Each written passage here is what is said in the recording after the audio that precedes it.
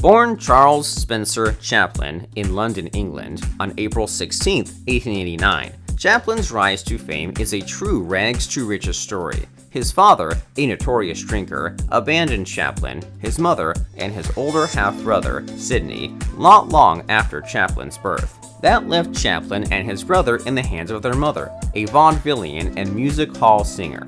Chaplin's mother, who would later suffer severe mental issues and have to be committed to an asylum, was able to support her family for a few years. But in a performance that would introduce her youngest boy to the spotlight, Hannah inexplicably lost her voice in the middle of a show, prompting the production manager to push the 5-year-old Chaplin, whom he'd heard sing, onto the stage to replace her. Chaplin lit up the audience, wowing them with his natural presence and comedic angle. But the episode met the end for Hannah. Her singing voice never returned, and she eventually ran out of money. For a time, Chaplin and Sydney had to make a new, temporary home for themselves in London's tough workhouses. Armed with his mother's love of the stage, Chaplin was determined to make it in show business himself, and in 1897, using his mother's contacts, he landed with a clog dancing troupe. It was a short stint, and not a terribly profitable one, forcing the go-getter Chaplin to make ends meet any way he could. When Chaplin was 17, he developed his comedic skills with the help of Fred Carnot's company, for which his half-brother had already become a popular comedian. Soon, Chaplin's bowler hat, outturned feet, mustache, and walking cane became his trademark. He joined the Keystone Company and filmed Making a Living, in which he played a mustachioed villain who wore a monocle. It wasn't long before he also worked on the other side of the camera, helping direct his 12th film and directing his 13th, Caught in the Rain, on his own. Chaplin refined what would soon become his legacy, the character Charlie the Tramp, and signed on with the S&A Company in 1915 for $1,250 a week, plus a $10,000 bonus, quite a jump from the $175 that Keystone paid him. The next year, he signed with Mutual for $10,000 a week, plus $150,000 bonus under a contract that required him to make 12 films annually, but granted him complete creative control over the pictures. And in 1918, he signed a contract with First National for $1 million for 8 films.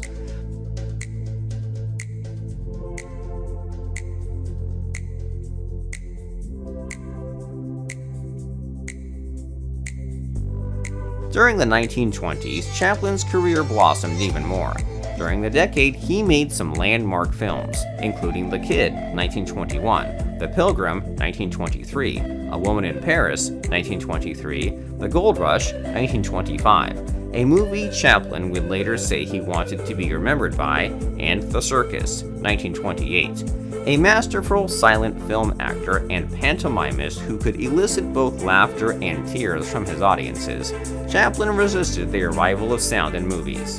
Indeed, in his first film that featured sound, City Lights in 1931, he only used music.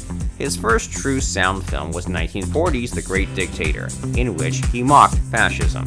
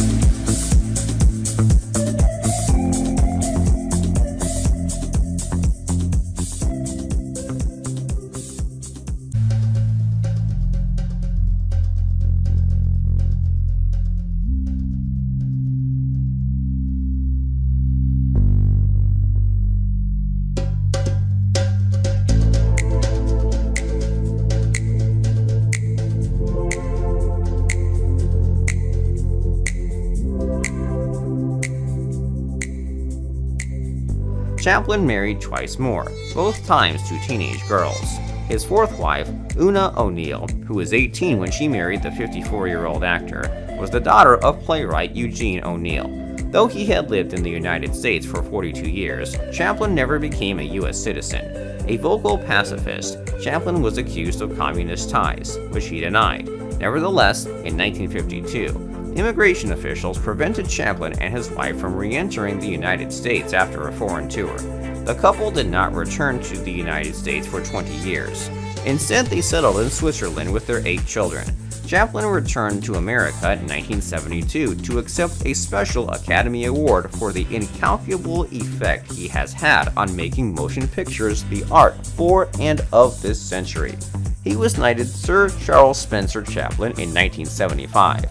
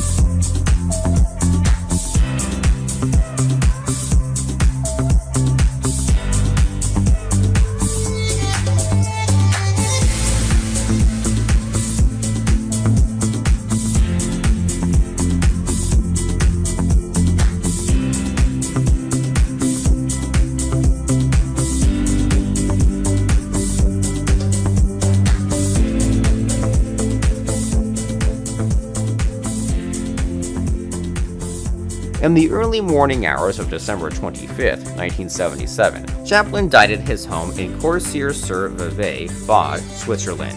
His wife, Una, and 8 of his children were at his side at the time of his passing. In a twist that might very well have come out of one of his films, Chaplin's body was stolen not long after he was buried from his grave near Lake Geneva in Switzerland by 2 men who demanded $400,000 for its return. The men were arrested, and Chaplin's body was recovered 11 weeks later.